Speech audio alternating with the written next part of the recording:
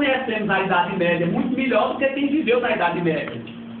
Por quê? Porque a Idade Média é um conceito que nós, que vivemos o futuro da Idade Média, formulamos esse conceito para poder tornar factível um diálogo sobre aquele período. Mas se você sempre chegasse para um servo medieval e dissesse para ele, você é um servo medieval, o cara ia dizer, oxe, o que diabo é servo medieval? Porque servo medieval é um conceito que nós inventamos no futuro da existência de servos. Servidão, feudalismo, etc. Aliás, são conceitos relativamente modernos, né? Que são conceitos do século XIX, né? Enquanto a Idade Média é muito anterior à modernidade, né? Pois bem, a pós-modernidade seria uma condição histórica, complicada porque é a nossa episteme, é a nossa condição histórica, é no interior dessa condição que nós estamos vivendo. Daí a dificuldade de, para além da oficina dos especialistas, para além do ofício dos especialistas, a gente compreender com clareza. Mas eu te diria que esta condição que nós estamos vivendo é uma condição histórica que, por um lado, ela é marcada por uma vê que palavrão, por uma dessubstancialização dos sujeitos. Sei que é um palavrão horroroso, mas o que é que eu estou dizendo? Por um lado, a pós-modernidade se caracteriza pela perda de substância de nós próprios. Nós que outrora acreditávamos que éramos idênticos a nós mesmos, quer dizer, o Etibar é um idêntico a si mesmo, igual a ele não tem em lugar nenhum do mundo. Nós começamos a compreender que, na verdade, sobre nós, sobre cada um de nós, pululam diferentes e, às vezes, contraditórias identidades. De maneira que eu sou contradição em mim mesmo. O meu próprio corpo é constituído pelo contraditório. E inúmeras identidades me atravessam ao longo do dia, ao longo da vida. A identidade de professor, a identidade de pai, a identidade de intelectual, a identidade de interessado pela marginália, etc. e tal. A identidade de aluno, a identidade de amigo, né? E outras tantas identidades que a gente, por pudor, às vezes nem revela. Mas somos atravessados por múltiplas identidades. Isto acontece também com os lugares. A gente costuma pensar que os lugares são idênticos a si mesmos. Por exemplo, Teresina seria uma identidade fechada. Então, nós sabemos que Teresina é uma cidade extremamente plural, quase inalcançável em sua pluralidade, e no interior da qual pululam centenas de pequenas nações teresinas. Tá certo? Então, a primeira característica dessa condição histórica é essa perda de substância, isto é, essa crise dos sujeitos. Nós estamos vivendo uma crise de identidade. Como nós estamos vivendo uma crise de identidade, é cada vez mais forte e mais caro para nós reafirmar nossa identidade. Como nós vivemos aí o que o Stuart Hall chama de terceira diáspora, os mundos se mixaram demais. Outrora era fácil, só precisava ter olho azul, tez branca, ser bonito e alto, que você já tem uma identidade ou europeia ou americana, né? Do norte dos Estados Unidos. Hoje isso não é mais suficiente, porque aqui mesmo você encontra pessoas com essas características.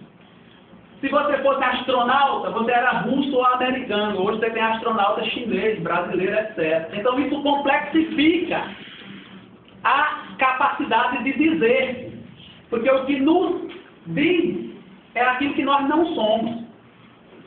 Se nós estivermos no interior só da semelhança, nós perdemos completamente, nós desaparecemos. Eu preciso da diferença para poder dizer o que é que eu sou. Eu só sei o que sou na presença do que não sou. Na ausência do que eu não sou, eu entro em crise. Eu fico esquizofrênico, eu perco completamente a capacidade de dizer, de saber onde é que eu começo e aonde é que eu termino. Então essa é uma característica da pós-modernidade. E a outra característica, ainda mais fácil de compreender, é o que a gente chama de desreferencialização do real. Palavrão de novo. Desreferencialização do real no sentido de que as coisas se virtualizaram ao extremo. Se virtualizaram ao extremo de diferentes maneiras, mas a gente poderia dar aqui o exemplo do dinheiro plástico, que o David Harvey, você já deve em algum, apesar dos diferentes cursos, já deve ter visto falar do livro A Condição Pós-Moderna do David Harvey, né?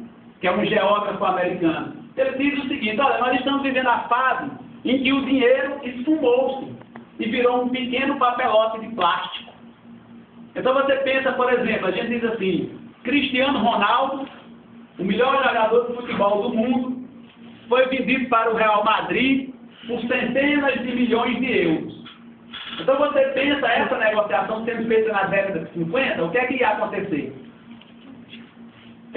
Executivos do time alemão, que era dono do Cristiano Ronaldo, sentariam de um lado de uma mesa, de um balcão, teria que ser um balcão enorme. Os do Real Madrid sentariam do outro lado, os do Real iam colocando cédulas de dinheiro sobre o balcão, e os caras lá, os alemães, contando as cédulas para conferir. Mas é óbvio que hoje isso não se deu assim. Deu-se com um simples toque numa tela de computador que mudou algumas cifras de uma tela para outra tela. Provavelmente os dois executivos, cada um com um laptop, talvez com um laptop de 10 polegadas, e um simples toque numa tela, a negociação está feita. Quer dizer, milhões de euros mudaram de propriedade, mudaram de posse. Essa desreferencialização ela pode ser também vista, ainda no exemplo do esporte, no fato de que há alguns anos a gente fazia uma ecossonografia, que era você identificar coisas a partir do barulho.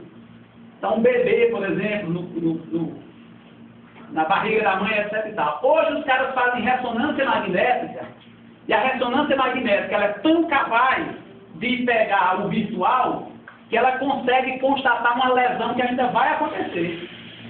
Uma virtualidade de lesão na coxa direita do jogador número tal. Portanto, ele tem que ficar no departamento médico durante alguns dias, porque ele terá uma lesão na coxa direita. Né? Ou cirurgias que são feitas, o cirurgiado estando a milhares de quilômetros do cirurgião. Nós já vimos isso. Então, a compressão espaço-tempo, para finalmente fechar o exemplo. Aquilo que o David Harvey chama de compressão espaço-temporal. Isso é fácil de pensar. Se alguém na década de 20 viajasse de Teresina a Parnaíba, provavelmente levaria um mês para chegar. E a cavalo, sei lá. Hoje alguém vai de Teresina a Parnaíba em 30 minutos, se vai em um avião razoavelmente potente. É claro que isso impacta sobre nós subjetivamente, criando essa noção de que o tempo e o espaço se comprimiram.